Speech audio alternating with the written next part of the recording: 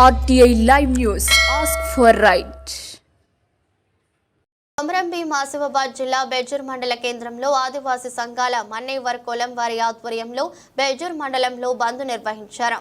అనంతరం మాట్లాడుతూ జైనూర్ ఆదివాసీ మహిళ నిలభయ్యపై అత్యాచారం హత్యాయత్నం చేసిన వ్యక్తిని ప్రజా కోర్టు నిర్వహించి ఉరితీయాలని, ఇలాంటి అరాచకాలు చేస్తే సహించేది లేదని ఆదివాసీలు మీడియాతో మాట్లాడుతూ ఆగ్రహం వ్యక్తం చేశారు.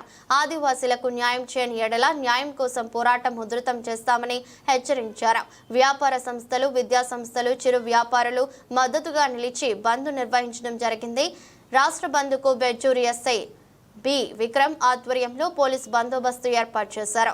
ఈ కార్యక్రమంలో లోరమేష్, సంతోష్, శంకర్, వెంకటేష్, ప్రకాష్, మల్లేష్ ఆదివాసీ సంఘాల నాయకులు పాల్గొన్నారు.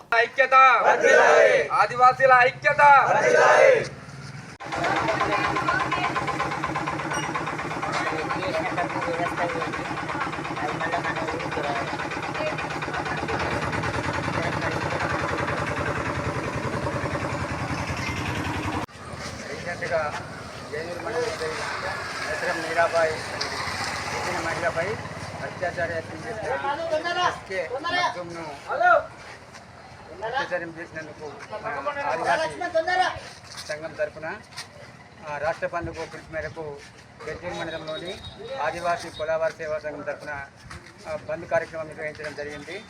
దీనికి అందరూ వర్తకులు కానీ వ్యాపారస్తులు కానీ సహకరించారు. స్కూళ్ళు, కాలేజీలు అన్నీ బంద్ చేయడం జరిగింది. దీన్ని విజయవంతం చేయగానే అందరినీ కోరుతున్నాను.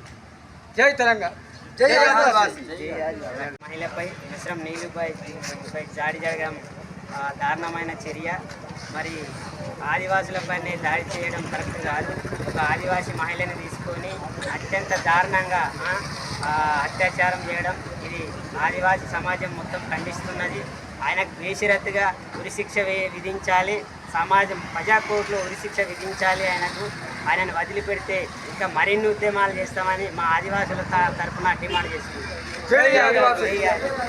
మన ఆదిలాబాద్ జిల్లా జైనూర్ మండలంలో మేస్రం నీలాబాయి అనేటువంటి ఆదివాసీ మహిళపై జరిగిన ఘటన ఏదైతే ఉందో అది అత్యంత దారుణమైన సంఘటన. ఆ మేస్రం నీలాబాయి గారిని ప్రభుత్వం అన్ని విధాలు ఆదుకోవాలి.